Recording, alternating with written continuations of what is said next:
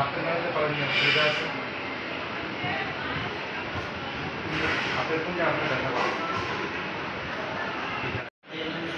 এই দিকের শোল্ডারটার মধ্যে বেশি, ডান দিকেরটার মধ্যে।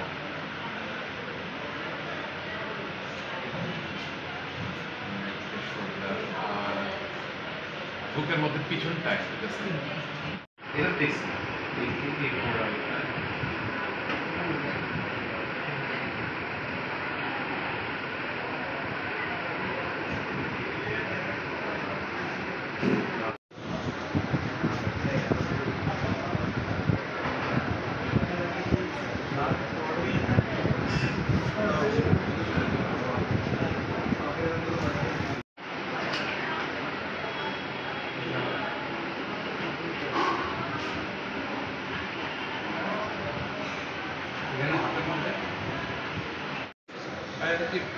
ব্যথা আছে, বইতে পারেন আপনি বইলে বইয়ে উঠতে পারেন।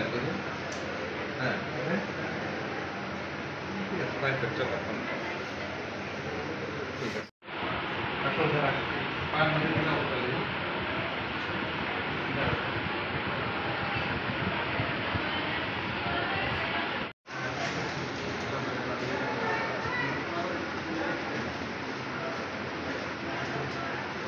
अरे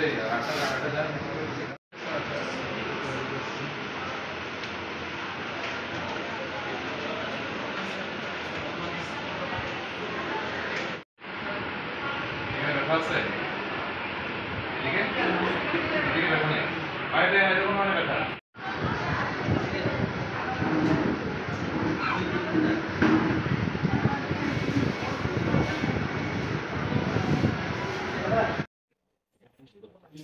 গতকাল তো আপনারা দেখেছেন আমাদের রাজ্যে আমাদের পার্টি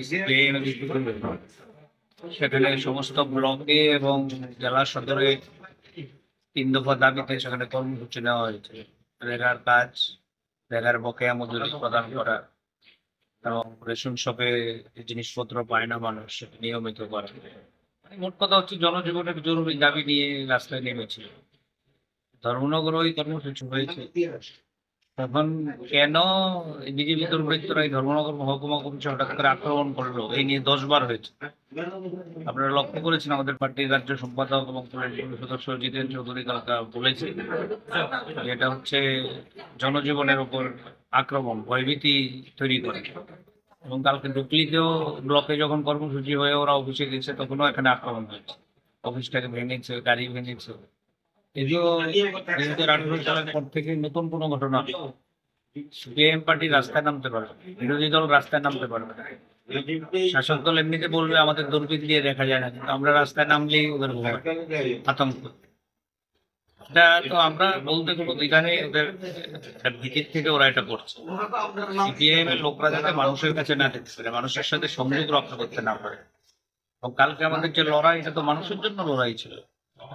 দাবি করেছি রেগার কাজ দাও, রেগার বকেয়া মজুরি দাও, রেশন শপে জিনিসপত্র দাও, মানুষকে প্রয়োজন মতো যারা কার্ড আছে তাদের কাজ দাও। এটার মধ্যে কি অন্যায় আমরা ঠিক বুঝতে পারি। ঘটনা হয়েছিল গতকালকে দুপুরবেলা আনুমানিক 12:10 নাগাদ ধর্মনগর পার্টি অফিসে বসে যখন ওরা কাজ করছিল, রুটিন কাজ করছিল, তখন অতর্কিতে এসে অ্যারাউন্ড 100 জন হবে বাইক নিয়ে এসে পার্টি অফিসে ঢুকলো। ঢুকে যাদেরকে যাদেরকে পেয়েছে সবাইকে পার্টি অফিস থেকে বের করে তারা মেরেছে। তো মারার পর 6 জন আহত হয়েছে। সবচেয়ে বেশি আহত হয়েছে হরকুমার, যাকে জীবিত আমরা এই মুহূর্তে এখানে ট্রিটমেন্টের জন্য নিয়ে আসা হয়েছে। ডক্টর চেক করছেন। একজনকে নেওয়া হয়েছে কৈলাসহরে, 2 জনকে নেওয়া হয়েছে করিমগঞ্জে, বাকিরা ধর্মনগর লোকাল হসপিটালে প্রাইমারি ট্রিটমেন্টের পর তাদেরকে ছেড়ে দেওয়া হয়েছে। আনুমানিক কতজন আহত হয়েছে? টোটাল 6 জন আহত হয়েছে। এই যে হঠাৎ করে আক্রমণের মানে কারণটা কি? এটার মেইন কারণ যেটা তো আইডেন্টিফাই করা যাচ্ছে না, তবে এটা আমরা অনুমান করছি যে বর্তমানে যে ত্রিপুরার যে অর্থনৈতিক অবস্থা এবং বেকারদের যে দীর্ঘভাবে তাদের যে বঞ্চনার অভিযোগে ম্যাক্সিমাম জনগণ সরকারের এগেনস্টে যেখানে মুখ খুলতে আওয়াজ উঠাতে শুরু করেছে, তাই জনগণকে ডাইভার্ট করার জন্য তাদের একটা প্রচেষ্টা।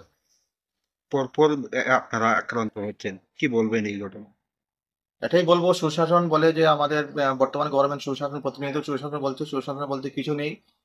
না আছে এখানে কর্মসংস্থানের ব্যবস্থা, না আছে শাসন ব্যবস্থা, এবং বেকার যুবকদের বড় একটা অংশ নেশার বাণিজ্যের মধ্যে যুক্ত হচ্ছে।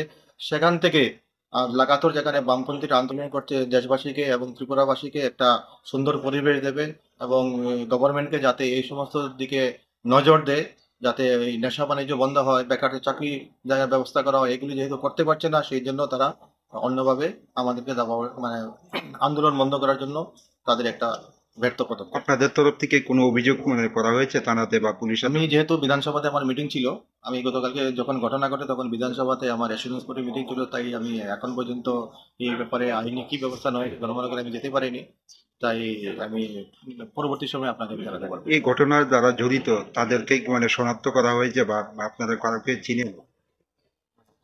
ডাইরেক্টলি তো কেউ শনাক্ত করতে পারেনি, তো যেহেতু আমাদের অফিসে সিসিটিভি রয়েছে, সিসিটিভির মধ্যে কাকে কাকে শনাক্ত করা গিয়েছে সেটা পুলিশের সঙ্গে যোগাযোগ করে শনাক্ত অবশ্যই করা যাবে। তো এই মুহূর্তে আমি নাম বলতে পারছি না, যেহেতু আমি ধর্মনগর অফিসে কোনো যাইনি। ঘটনার পর থেকে আমি আগরতলাতে রয়েছি। ঘটনাটা কোন জায়গাতে হয়েছিল? ধর্মনগর সিপিআইএম পার্টির পেশা।